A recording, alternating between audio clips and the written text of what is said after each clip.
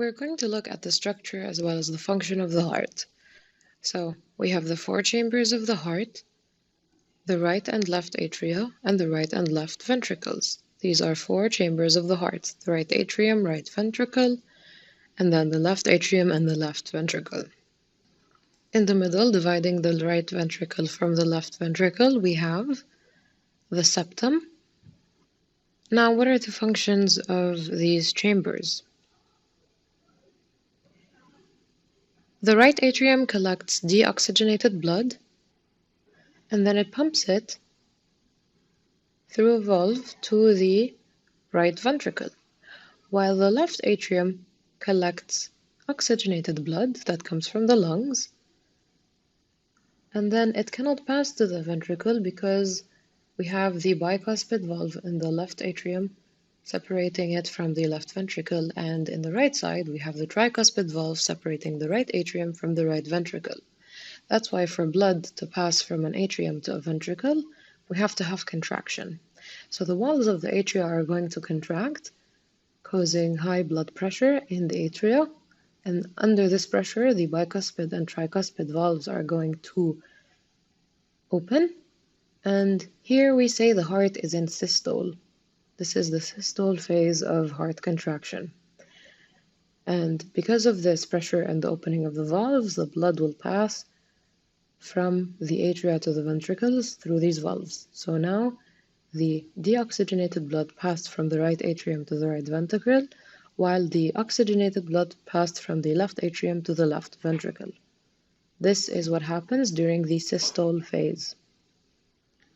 And now the ventricles are full. They will contract to cause high blood pressure. This high blood pressure will close the bicuspid and tricuspid valves so that the blood cannot pass from the ventricles back into the atria. This is the importance of the valves. They do not allow blood to flow backwards.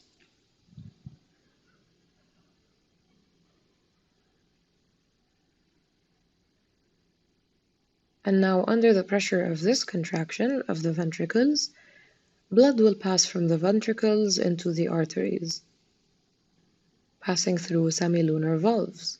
So just like when the atria contracted, they opened the bicuspid and tricuspid valves for blood to go into the ventricles. Now when the ventricles contract, they open the semilunar valves so that the blood can go into the arteries. Obviously, the oxygenated blood found in the left ventricle will go into the aorta, while the deoxygenated blood found in the right ventricle will go into the pulmonary artery. So this is the blood. It is now in the arteries, the pulmonary artery and the aorta. The pulmonary artery will carry deoxygenated blood to the lungs in order to oxygenate it, while the aorta will carry oxygenated blood to the body cells in order to deliver this oxygen where it is needed. And now, blood, after it goes to wherever it needs to go, whether the lungs or the rest of the body, it has to come back to the heart because we have a closed circuit. And the pulmonary artery takes it to the lung because, remember, this is deoxygenated blood. At the lungs, we have gas exchange. Deoxygenated blood becomes oxygenated, and then it comes back to the heart through the pulmonary vein into the left atrium. We have two circulations happening at the same time in order to keep us alive. So when the ventricles are empty, because the blood is in the arteries, we will have high blood pressure in the aorta and the pulmonary artery. This will close the valves in them, like the semilunar valves. So remember, the valves are going to open under pressure, and then they're going to close under pressure. When the semilunar valves close, this is the diastole. Remember systole, now we have diastole. So this is what happens inside of valves. Valves allow blood to flow in one direction only. Notice how the direction that is upwards causes the valves to open, and no blood can flow in the backwards direction.